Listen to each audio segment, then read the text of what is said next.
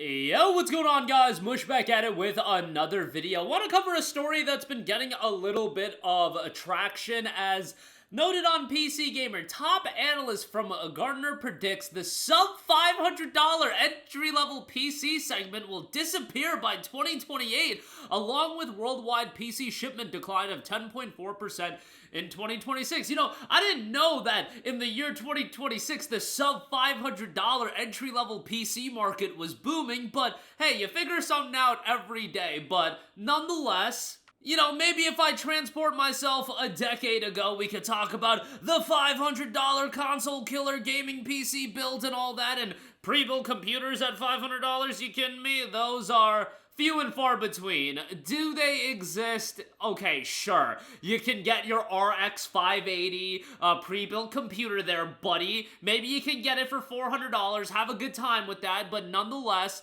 let's go over this PC Gamer article. It wasn't too long ago you could pick up a sub $500 gaming PC or gaming laptop in the yearly sales. Okay, but how good were those gaming PCs at $500? Look, I've covered some of the sub $500 pre-built computers on my channel.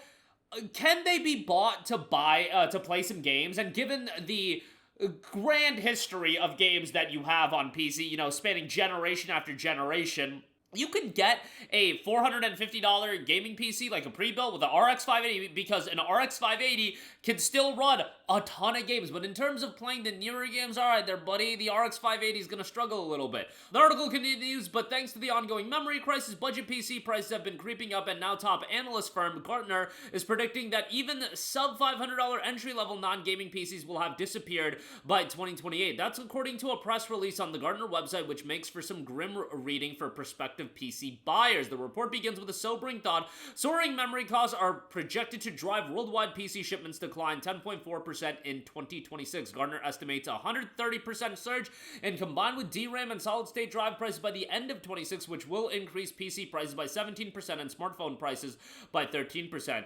Ranjit Artwal, a senior director analyst at the firm, said this is the steepest contraction in device shipments witnessed in over a decade. Higher prices will narrow a range of devices available, prompting buyers to hold on to devices for longer, fundamentally altering the upgrade cycle. There's more noted, but let's talk about that first. Okay, so we can talk about the sub $500 entry-level PCs.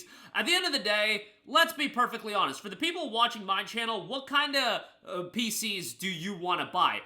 The $500 PC, it's nice to talk about in the sense of, oh, you can get a PC this cheap. Most people are not going to be buying PCs this cheap. However, the state of the market is absolutely going to impact the PCs that people do want to buy. And I've always said that, yes, we could talk about the $500 console-killing gaming PC build, but in reality, most of you guys would want to build at this stage of the game at the baseline of $1,000. Maybe you can dip into $900, but when you're really cooking is when you're talking $1,200, $1,300, $1,400, $1,500, and look, yes, PC gaming is an expensive entry point. Can we just accept that? I think at some point we just have to accept that the PC gaming, it's not supposed to be the $500 consoles. The consoles exist for a reason. If people want a super accessible option that works right out of the box, go buy that.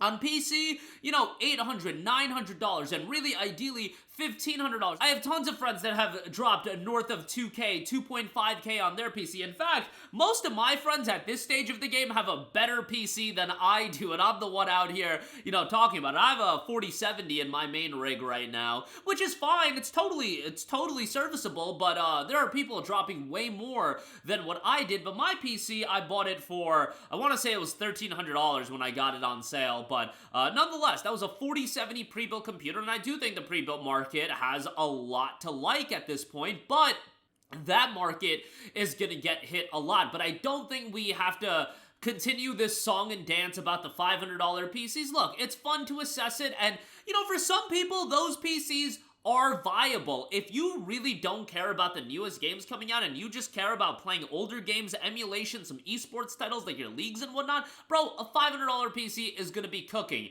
But, you know, those getting hit as well is a little bit unfortunate. And it continues, PC memory costs are expected to peak at 23% of the total bill of materials, up from 16% in 2025. That's kind of ridiculous. This sharp increase removes vendors' ability to absorb costs, making low-margin entry-level laptops non-viable. Ultimately, we expect the sub-$500 entry-level PC segment will disappear by 2028. I am questioning how that applies to non-gaming PC builds as well. Like, not having cheaper laptop options for people that just need a laptop for school or doing their day-to-day stuff, that's incredibly unfortunate. But in the context of gaming PCs and whatnot, I really do think that you already have to accept that at this stage of the game, with how the market is, like, be prepared to spend $1,000 on a pre-built computer if you do want to go the pre-built route. Let's look up pre-built gaming PCs on Amazon right now. Yes, there's a $580, and this is crazy. Why is this $580 now? An RX 580 $580 build, like, that's terrible.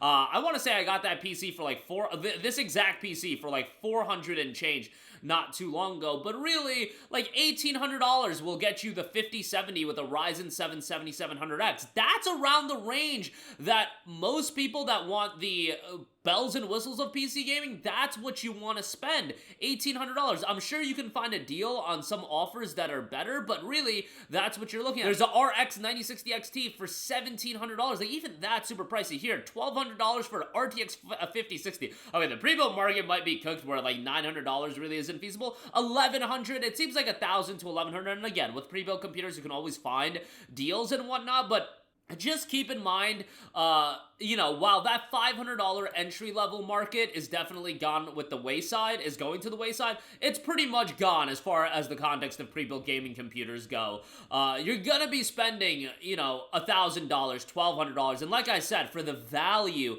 like the 70 series GPUs, you guys, like the RTX 5070, historically, that is the GPU most people gravitate to in terms of, like, a more middle of the road, leaning upper PC build. It's always been the 70 series. 770, I remember the 970 was incredible. That's your upper mid-level PC. The 60 series will keep you comfortably in the mid-level, and the 60 series can absolutely still get by. If you get a 5060, you're gonna be fine. And AMD side is similar with their options that are available if you want to get a 9070 XT GPU, but that 70 series GPU is always what people wanted to get. And nowadays, if you want a 70 series GPU and a pre-built computer, you're looking at, you know, that $1,500 to $1,800 range. But I think, like, at some point, we just have to accept that is the price point that you're gonna pay. PC gaming offers a lot of premiums. Again, you don't pay to play online. It's a more open platform. The game deals are far better. That's just the reality of it. And most people will get their money back in terms of paying the premium upfront.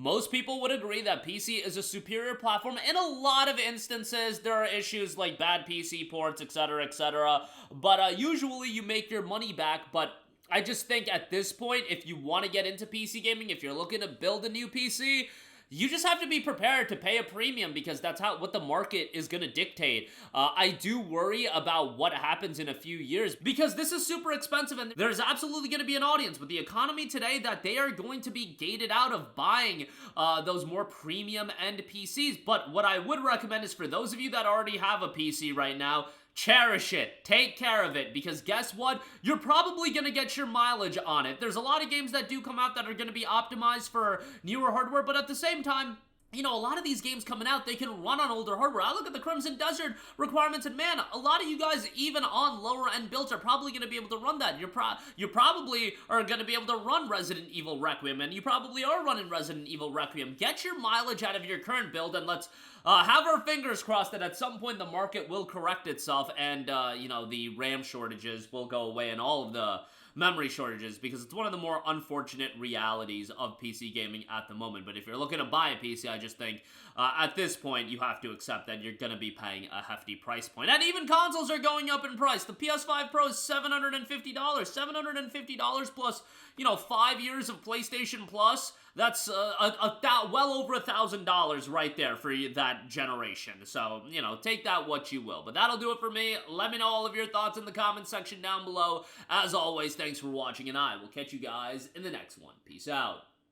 Hey, what's going on, guys? Mush here again. Hope you enjoyed the video. As you guys might know, YouTube's notification system is sometimes a little bit wonky, even if you're subscribed to the channel. Maybe you're not abundantly aware that I uploaded a video. To remedy that situation, make sure you hit the bell notification button. This way, whenever I upload a new video, and I try to upload as consistently as possible, you will be notified directly of the upload, and you can watch it as soon as it goes live. I would really appreciate if you guys hit that button so you can stay up to date with all of the content I'm posting. But as always, guys, thanks for watching, and I'll catch you guys in the next one. Peace out.